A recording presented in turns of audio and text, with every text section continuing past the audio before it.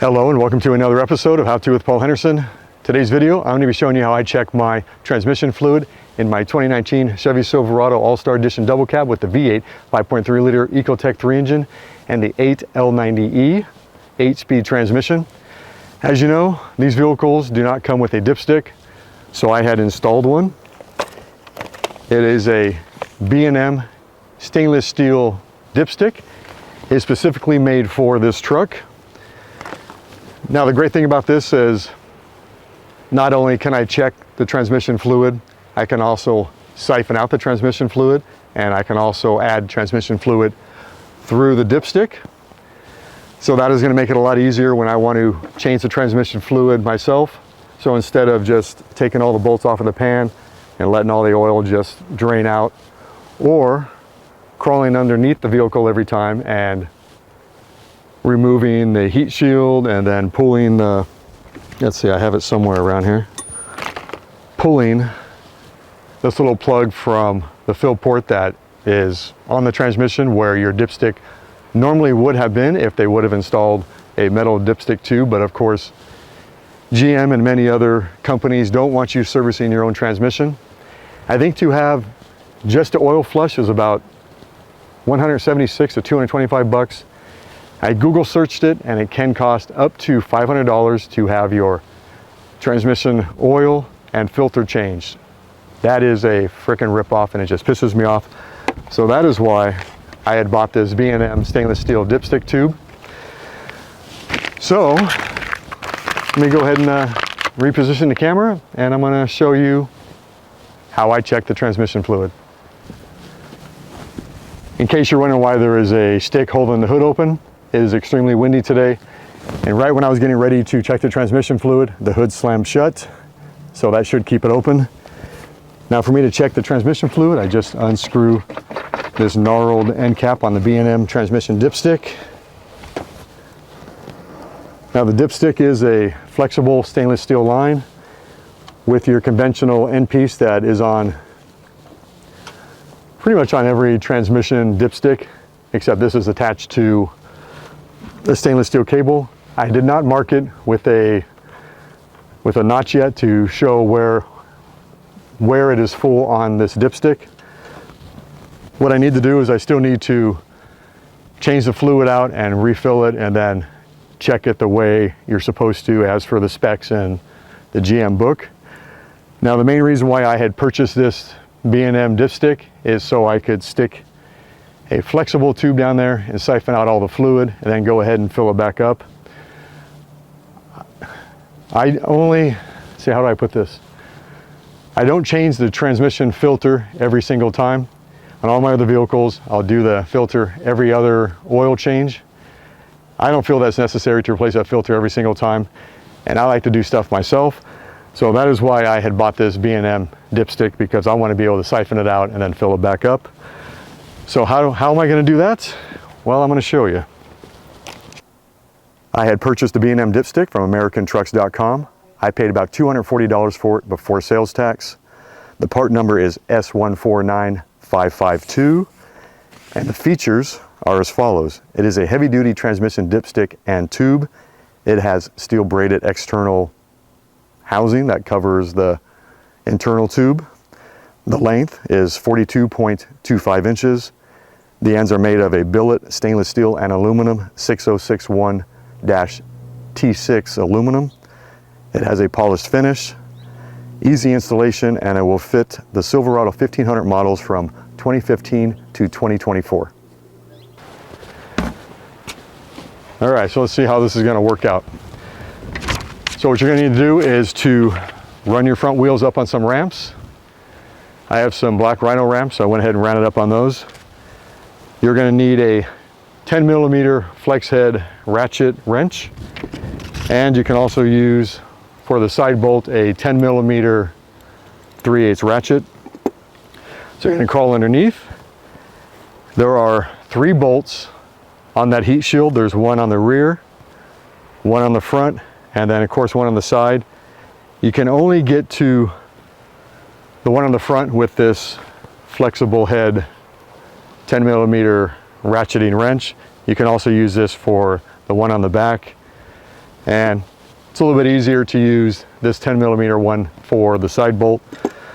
So once you get the heat shield off, you lower it down a little bit. You will then need this little pry tool to try to remove the two Christmas trees that are holding the O2 sensor wire on. Now mine, I actually had to cut, so there are two connectors for that, and I'll put some pictures in there of that. So what I had to do is I had to actually take some little snipping tool and to cut that Christmas tree from the back side of that heat shield. It was the only way to get it off. They were so heated up and so hard that I couldn't pull them through. So what I ended up doing, when I got all done with the whole thing, I ended up just zip tying them through the hole and around the top side of the heat shield, and they're fine. They're not going to go anywhere. I did end up using 2 wire ties in case one breaks. And so right here, where the screwdriver is pointed, that is where, let's see, where is it? That is where this little plug is. That is inside of the fill port. Now that fill port is where a dipstick would normally be, but they put this in there. So what you do with that screwdriver is you get underneath it and just pop it up, and then the whole thing just slides right out. And that is where the new B&M Dipstick tube is going to go into. And right to the front of that is the forward mounting bolt for the heat shield. Now if you look at the circle on here and you follow that all the way down, that is where the entire dipstick will be going. Now if you notice on the transmission pan, there's like a little bulge going out, and that lines up with that dipstick tube molded part that's into the transmission. So what I ended up doing was I just followed that all the way down, and I took a marker and marked on the pan where that entire dipstick will be coming down into the transmission pan. So once you get that marked, go ahead and, I don't know what the right word is, maybe hastily put the heat shield back up. Go ahead and maybe hold it in place, or go ahead and mount it by using that side mount, putting the screw back in. And then what you're going to do, you're going to take that marker, you're going to take a marker, and where you marked those black marks on the transmission, just go straight up and mark 3 little lines on the heat shield, and that is the bottom of the heat shield. And then go ahead and remove the heat shield, and then what you're going to do is you're going to make a mark straight up from those marks that you made, that you basically transferred from the transpan to the heat shield. You're going to go straight up, and then you're going to go ahead and go up and over. You don't have to go up and over on the other side, but I ended up doing that because that's where I think I cut it from the back side. Yeah, I cut it from the back side.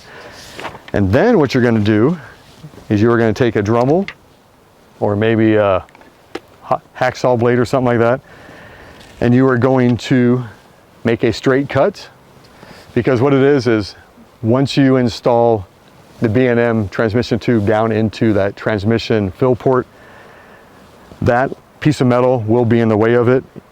After this photo and before I installed it, I did end up using my Dremel grinding tool, and I cleaned up the edge on that other side so it won't be so sharp.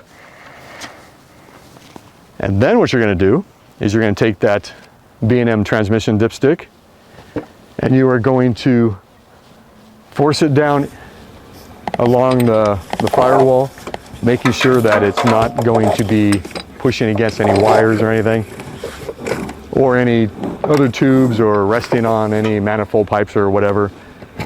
Mine just so happens that when I put it down there, it is between the firewall and the grounding strap that is attached to the back of the engine. So it is not going to be putting any pressure on anything. So go ahead and push that down there as far as you can. You can either zip tie that top end of the B&M transmission dipstick to something, or just let it rest somewhere. Then you're going to crawl back underneath, and in this photo you can see that it's coming through, and there is nothing on either side of it except for the firewall, and on the other side of it is the grounding strap. I don't know if you can see it in there. And then you're going to go ahead and remove that this plug. You could have removed it when you're already down there, but I figured it should be in there as long as possible because you don't want anything falling down into that fill port. So go ahead and pull that out. And then you're going to go ahead and grab the other end of the B&M transmission stick, pull it down to where it needs to go. Now what I did, I took some motor oil and put it all around the O-rings. There are three O-rings on that dipstick. On the stainless steel dipstick end, that would be going into the transmission fill port. So go ahead and just put some oil on that so it'll help slide it in even easier. And then once you do that, make sure it is all the way flush on top of that fill port. Now what you're supposed to do, you don't want to do it yet, but you got two nuts there. You got a black one and then you got the chrome one. So you're going to need a 7/8 and an adjustable wrench, because to finalize the installation, you're going to need to go down there and just tighten. You're going to hold this on the stainless steel one and then go ahead and use this on the black one, or vice versa. I think the black one is the 7/8 and the metal one is a little bit bigger, so you're going to need something that'll hold that down. And just take it and just slightly, hold the bottom one and tighten down the black one just to where it's tight. But you don't want to do that yet. You want to wait because you want the hose to be able to move. You want the stainless steel hose to move any way that it needs to. Now here is back of the firewall, and there's some material that's covering it. Now is that metal that's back there is not just one flat piece. There's kind of like it comes down a little lip and then it goes down again.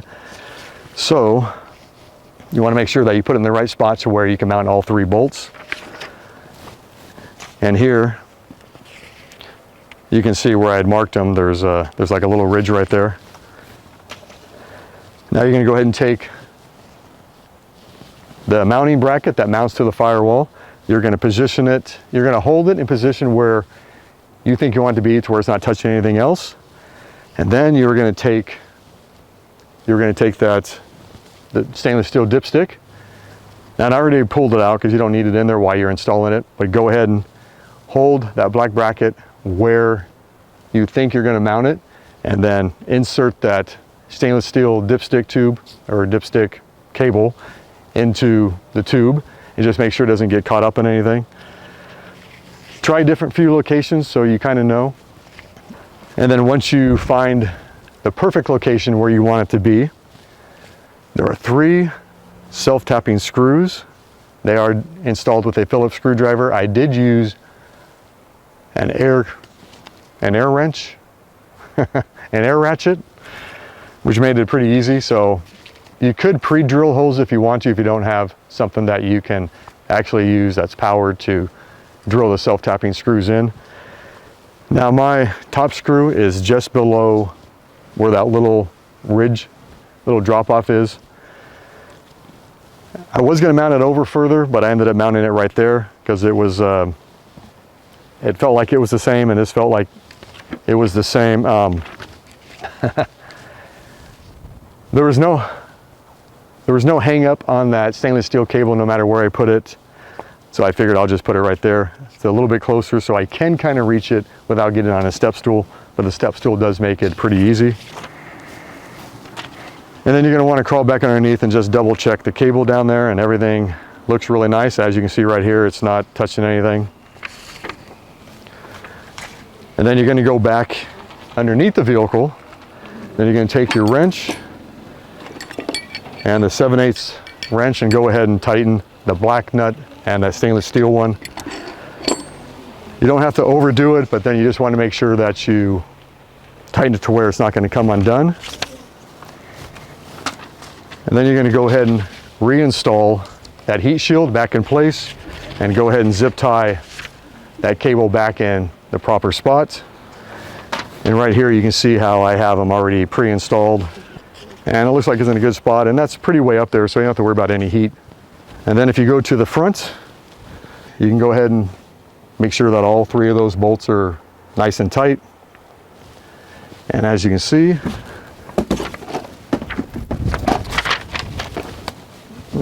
it's not going to go anywhere. I did clean up this edge right here a little bit. I took some scissors and cut all around it. And here's a photo that shows that it's going right behind the passenger side. Oh, what do you call those over there? I don't know. Anyway, it's going behind it. It's not touching anything, so there shouldn't be any issues of that cable rubbing against anything and wearing it out, or anything wearing out the cable. So once you tighten the one on the bottom, you're going to go ahead and tighten the two bolts on top the same exact way as you did down below. And this is what it looks like when it's totally finished.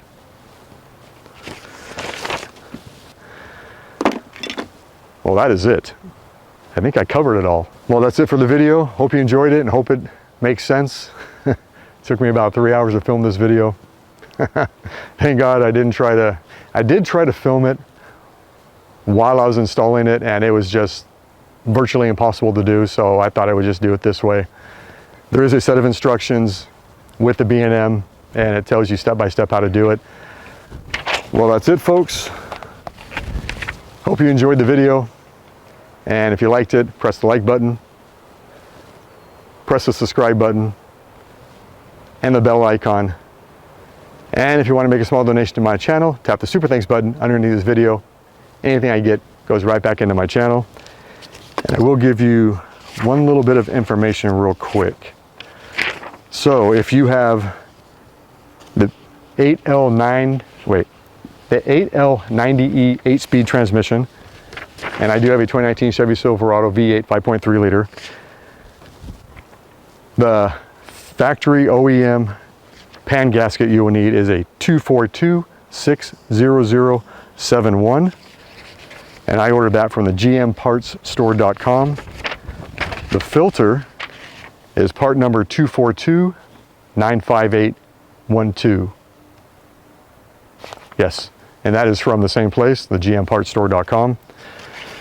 The gasket is reusable. You don't have to replace it, but I would recommend that if you're going to be replacing the filter, go ahead and order another gasket just to be on the safe side. And then if for some reason that gasket was no good, you will have one to replace it with. That's it. Hope you enjoyed this video, and I will see you in the next one. And may your transmission fluid stay full and clean and red. And as you can tell, it was still red. So I don't know when I'm going to change it, but that's it.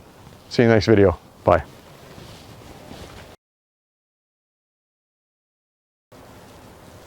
Hello and welcome to another episode of How To with Paul Henderson. Today's video, I'm going to be showing you how I change my Nope. It's checking the transmission fluid. Dang.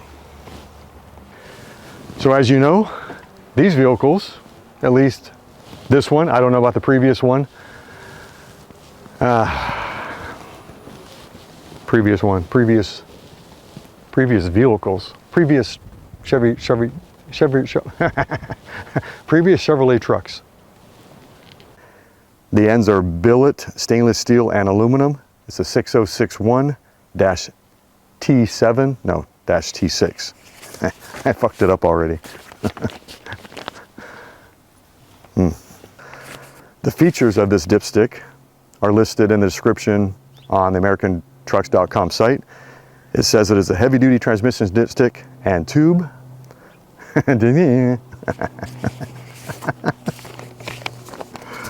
I might just stick with the first take.